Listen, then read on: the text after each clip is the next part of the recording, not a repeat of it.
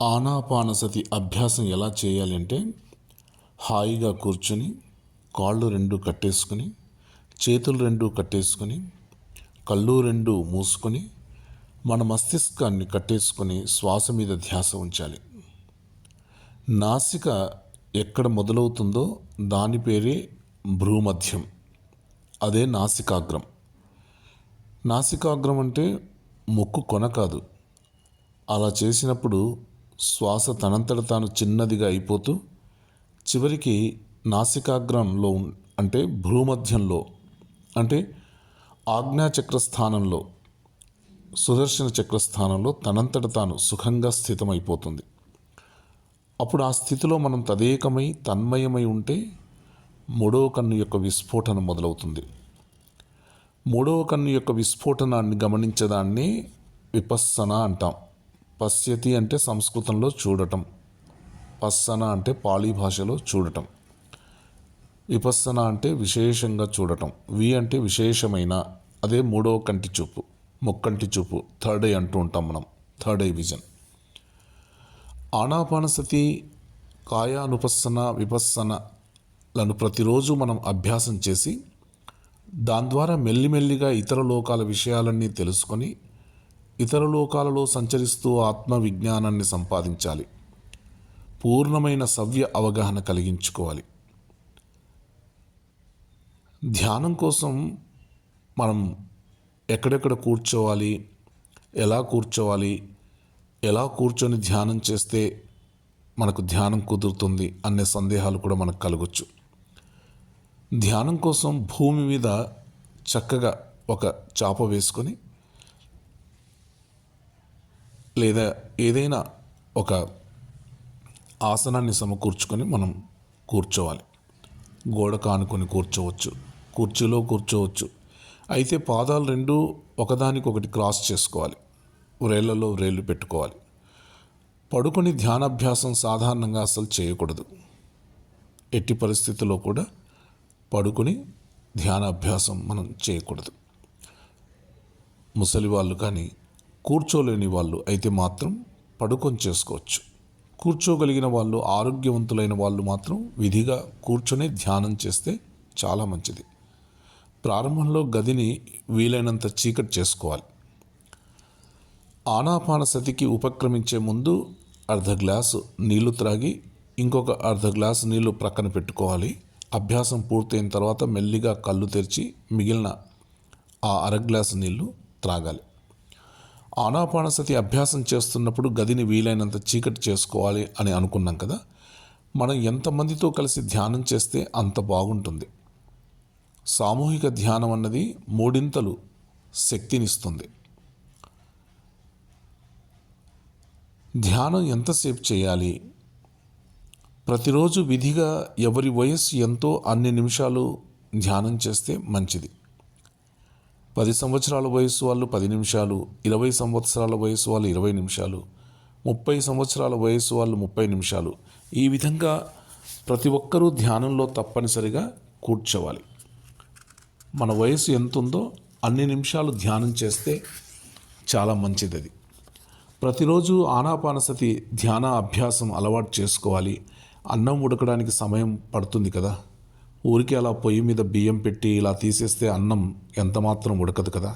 అలాగే ఆత్మ కూడా ఉడకాలి. అంటే ఈ ఆనాపానసతి అనే పొయ్యి మీద తగినంతసేపు ప్రతిరోజు ధ్యానం చేస్తూ ఉండాలి. ధ్యానంతో ఉడికించాలి ఆత్మను. ఎంతసేపు? శారీరక వయస్సు ఎక్కువ ఉన్నప్పుడు ఆనాపానసతి అనే పొయ్యి మీద ఎక్కువసేపు ఆత్మ ఉండాలి. అంటే మనకు 50 సంవత్సరాల వయస్సు ఉందనుకోండి, మినిమం మనం 50 నిమిషాల పాటు మనం ధ్యానంలో కూర్చోవడానికి ప్రయత్నం చేయాలి. తక్కువ వయసు ఉన్నప్పుడు తక్కువ సమయం సరిపోతుంది. సరైన సమయం కేటాయించినప్పుడే పూర్తిగా ఉడుకుతాం. అప్పుడే విపස්සన అనేది మనకు సంభవిస్తుంది. ఎక్కువసేపు కూర్చోవడానికి ప్రయత్నం చేయాలి ధ్యానంలో. ఈ ఆనాపానసతి అన్నది రోజుకు ఒక్కసారైనా నిశ్చలంగా కూర్చొని ఎవరి వయస్సు ఎంత ఉందో అన్ని నిమిషాలు విధిగా కూర్చొని ధ్యానం చేయడానికి సాధన చేయండి. మీకోసం మీరు చేయండి, ఎవరి కోసమో చేయవద్దు. మన కోసం మనం తింటున్నాం, మన కోసం మనం బ్రతకాలి, మన కోసం మనం ధ్యానం చేయాలి, మన ఆరోగ్యం కోసం, మన ఆనందం కోసం, మన బాగు కోసం. ఇంకా అదనంగా ఇతర సమయాల్లో 5 నిమిషాల సమయం దొరికితే 5 నిమిషాలు, 10 నిమిషాలు దొరికితే 10 నిమిషాలు, ఎంత సమయం దొరికితే అంతగా అభ్యాసం చేస్తూ ఉంటే చాలా మంచిది ధ్యానం. ఒక్క నిమిషం కూడా సమయం వృధా చేసుకోకుండా, వేరే పని ఏమీ లేనప్పుడు చక్కగా కళ్ళు 2 మూసుకొని ఎక్కడుంటే అక్కడ కూర్చొని శ్వాస మీద ధ్యాస పెట్టడం అలవాటు చేసుకోండి.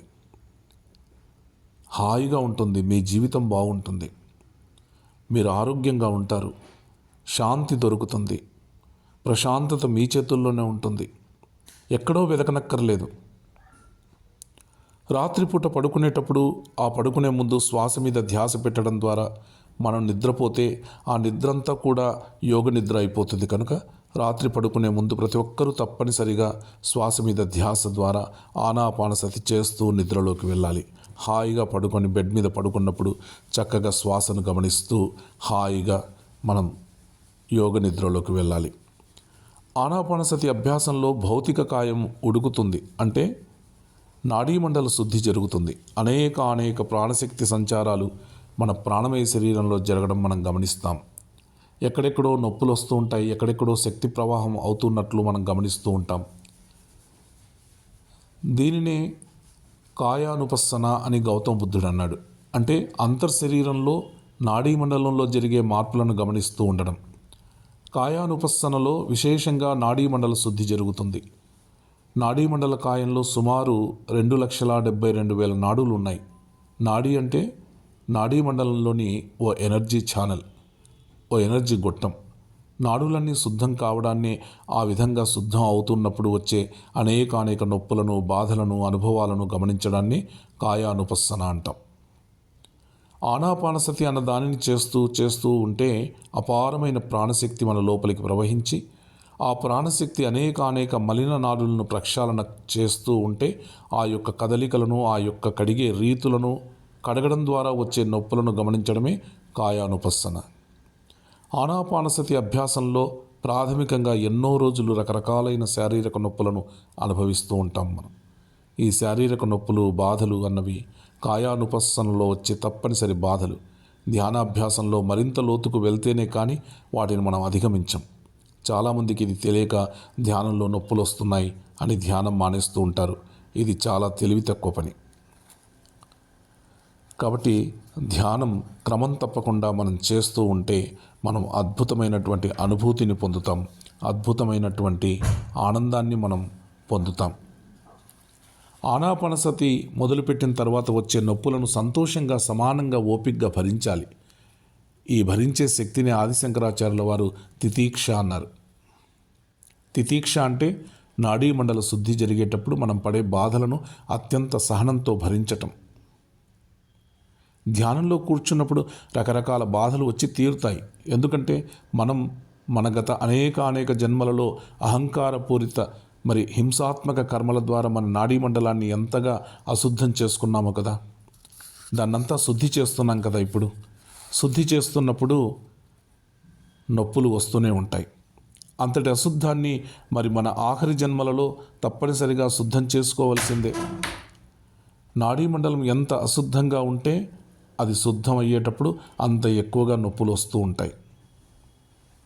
గత జన్మలలో ఒకవేళ కనుక మనం ధ్యానయోగ అభ్యాసం చేయకపోతే, గత జన్మలలో ఎక్కువగా పాపచరితులమైతే, ఈ జన్మలో మనం ఆనాపానసతి అభ్యాసం మొదలుపెట్టినప్పుడు ఎన్నో రోజులు ఆ నాడీమండల శుద్ధిలోనే యోగ సమయాన్ని గడపాల్సి వస్తుంది.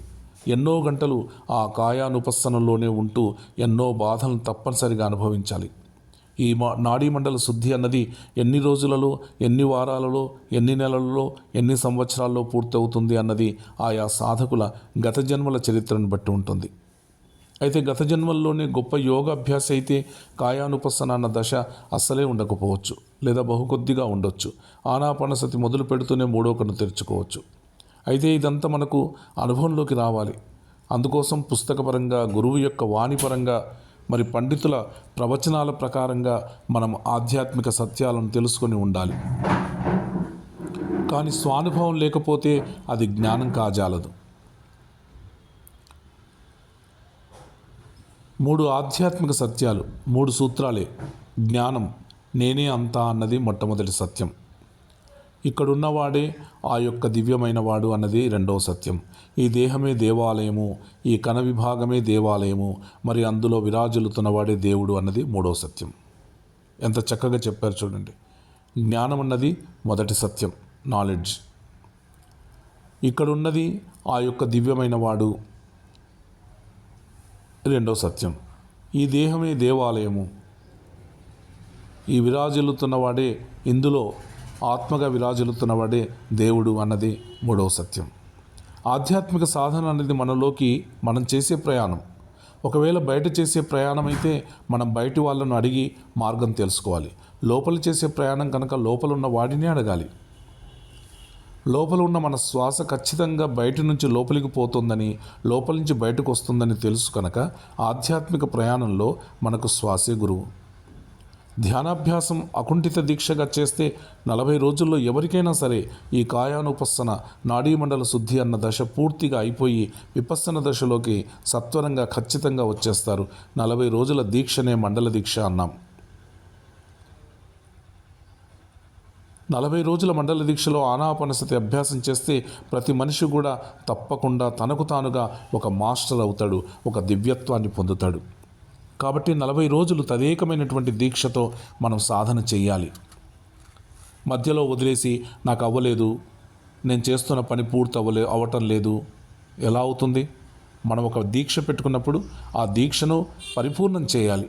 40 రోజుల పాటు మనం తదేకంగా మండల దీక్ష చేయాలనుకున్నప్పుడు 40 రోజులు ఏకాగ్రతతో తదేకంగా ఒక అనుకున్న సమయంలో అనుకున్న చోటే కూర్చొని 40 రోజులు దీక్షగా పట్టుదలతో మనం సాధన చేస్తే మనం మాస్టర్స్ అవుతాం.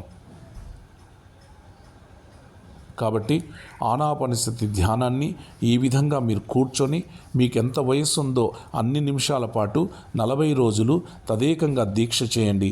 మీరు అనుకున్నటువన్నీ కూడా సాధించండి.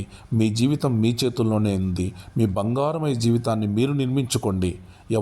ఎవరినో దగ్గరికి వెళ్ళి మనము అర్రులు చాచనక్కర్లేదు.